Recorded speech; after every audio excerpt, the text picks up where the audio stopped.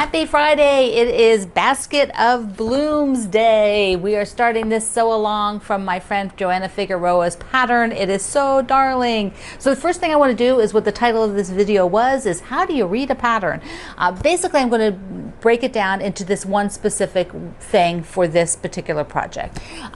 Because I am a pattern designer, I also write books, and I write lots of patterns, and I have for over 20 years.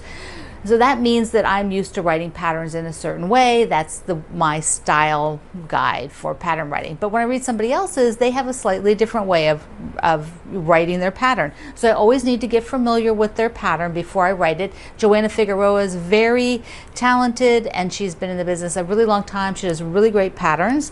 But I'm not used to, I haven't made one of hers for a while, so I'm not used to reading it, and I need to take the time to do that.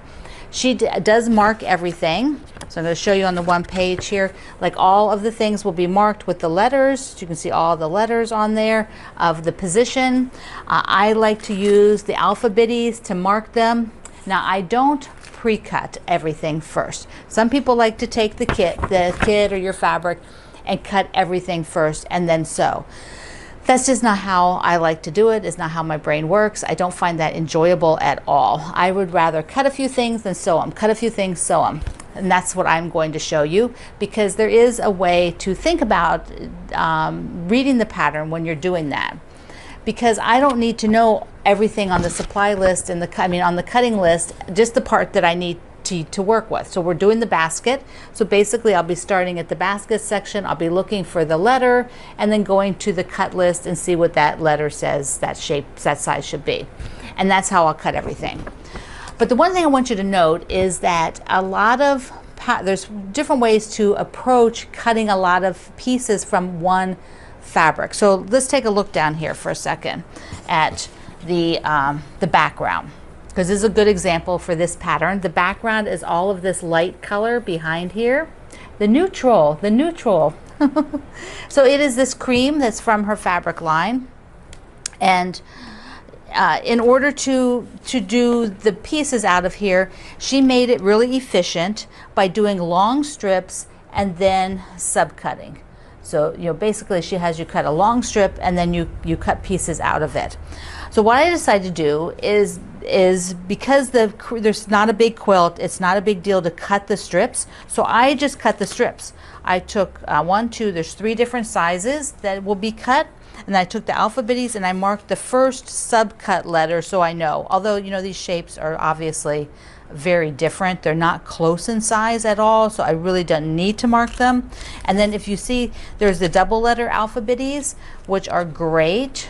I didn't do the small strips, but there's the double letter. These are fairly new, so that gives you more flexibility for labeling when you're cutting a lot of things at once. And Joanna uses the letters in her pattern, so it's really easy to do. So I cut these. Now I will only cut off what I need as I make a section. So for the basket, I will just subcut off of these 3 strips sizes what I need for this section by itself. So let's talk about getting the fabric for that section. I took all the pieces of the charm pack that won't be used and sort of put them aside. Now the handle is using, you can see pretty much on here what is what. It's not hard to determine, but the pieces are bigger right now, so I can show you. Here is the outer edge of the handle, is the one with the strawberries, and then the bar of the handle of the basket is this big dogwood. The rest of them, now she calls these grays and taupes, but I'm pretty much a visual person here, so I'm just looking at the fabric. These are all the basket fabrics. Now the one thing I don't know is whether I'm using, this charm pack came with 2 of the darker and 1 of the lighter of that print. I'm thinking it's the lighter one, but what I will do is I will cut all of these, but I will not cut the light one. And then I will see like what can I get all these positions of the light one from the one charm pack. And if I can, then I know it's just this one. If I can't, then I will either mix and match or do them all from the darker. So that's the decision that I have to make on that one color, but other than that, it's really straightforward. On this particular one, which is the sidebar part of the handle. So here's the top and these are the sides. What I want to do is not have the side be all white, because the all white will blend into that background like this. So what I will do is cut those side pieces from the areas that have a lot more taupe on this particular square. So another tip here for laying them out, I was able to get all of this from the light square. So I've got all of these units from the light square. So I did not have to go into the darker square, which was good because I didn't think I'd have to, but you know, I didn't want to just start cutting things. I wanted to be sure. So there we go for this. Then I will have this, and I think sometimes we are very tempted to come at this stage where you've sewn all the strips and you're just like, okay, I'm just going to finger press this and, you know, sew each one together. We're not even trying to line up an intersection on these because the intersections are all in between. But I would say that this is the time to totally avoid doing that. Go and press each one of these nice and flat, because one, we're working with very small pieces. Your margin of error increases greatly if you have any. And so once they're flat, then they will sew together much, much nicer and cleaner. Ta-da! Here's the basket for the basket of blooms. I just think it's so darling. I want to show you how much fabric was left from those charm packs. There's a little bit left. Here's the whole quilt again. There was a little bit left, and so what I am going to do is create a crumb block. So I'll create a crumb block out of these. I'll just sew this stuff, not that. That's too tiny. That's just too tiny, too small. But I'll take anything that's a little bit bigger. I'll be religious about it, and we'll sew all of this up into a crumb block. Maybe it'll be the label. That might be fun. Or a little mug rug that goes along with it that looks cute and darling. So next week we will do the flowers. So excited. All right, Charity, Quilt Along. The backing is out now, and here is a picture of my backing. Link is down below if you didn't pick up the directions yet, with a big flower. So cute. And my quilt is up for auction. And while you're down here, click the subscribe, hit that like button for me. That helps my small family business. Mwah. Thank you so much. So the Charity Quilt Along, also if you're watching the Fat Quarter Shops live stream, they are showing my quilt today. This is Friday, so Friday's Fat Quarter Shops live stream. So anytime you're watching, the link is below. I'll put you into that so you can see my quilt over there, where it's visiting all the other quilts that are up for auction for Make-A-Wish, and you can bid on them. You could own one of them. Yes. I have two things in progress. Well, no, one's in progress, and the other one we're going to start at the end of the month. So the Just One Charm Pack quilt that I'm doing from my friend Cheryl Brickey's book, I have made some progress. So this is the quilt, and I am using a neutral for the background, which is not white or cream. It is green. So this is my background, the green, and I have all of the, whoops, here we go. And I have all of the half square triangles made. So these are the two blocks for this quilt. And now the next fun thing will be to put it up on the wall and play around with the design and see how that starts to come together. It'll come together really quick. I mean, I'll put it up there, we'll do it together. I'll stick it up there one day next week, and we can see how it looks. I'll move some stuff around. Okay, the other thing is the Spooky Sampler. This is the one that starts at the end of the month. And I want to show you, peek, peek, peek, peek, peek, peek. Look in there. There's some blocks. Okay, I'm going to show you two of the blocks. One is the Little Sweet Ghost. Ta-da-da-da-da. Look how darling this is. Just so cute. There's a bunch of ghosts on there. Here is the full quilt.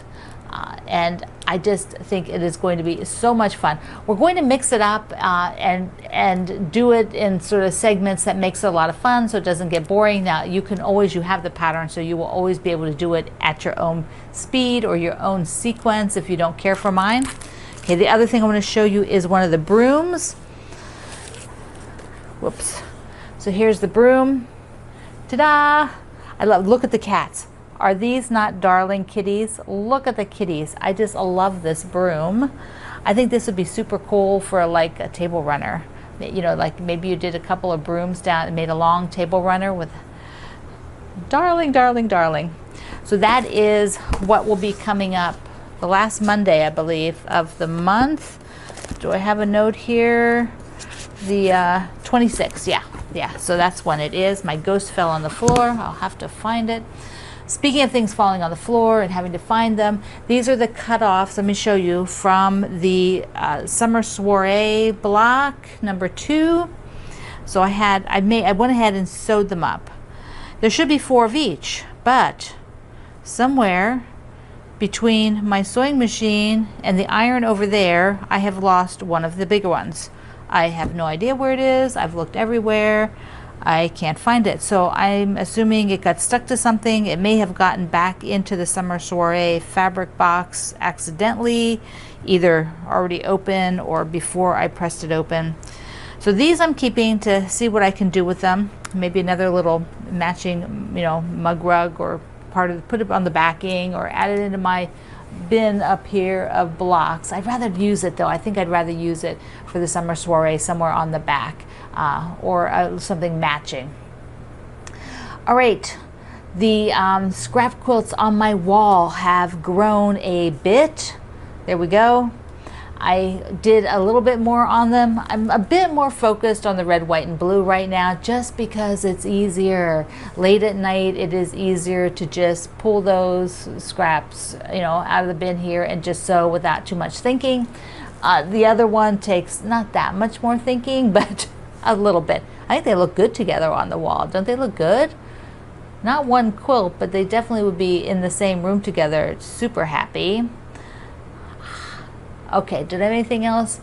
I think, oh, okay, one other thing. On the Summer Soiree, yes, on Summer Soiree, I gave you the layout on Wednesday, and I had not made it clear enough that the frame around each block, I intend to use the fat quarter bundle, not buy anything extra. But some of you wanted to use the same fabric for all of those frames. So I said, I made a little note and put a new PDF up there and I put the note on the page as well that just said, buy a yard of something that you want to use. So then you'll have plenty to do that frame around each of the blocks for Summer Soiree. But mine is going to be scrappy. I'm going to leaning towards, because I have a lot of lights in that fat quarter bundle, leaning towards using those lights. And if you're just joining the Summer Soiree, I'm working with a fat quarter bundle where we will not use all of it. But so it's a bit more, but it gives me the variety that I want to work with. So if you don't want to have that many fat quarters, or you want to just use less, start with less and then add to it as you go along. So, and then you have the layout now so you can see what the layout will be. Okay, my friend, it is Friday.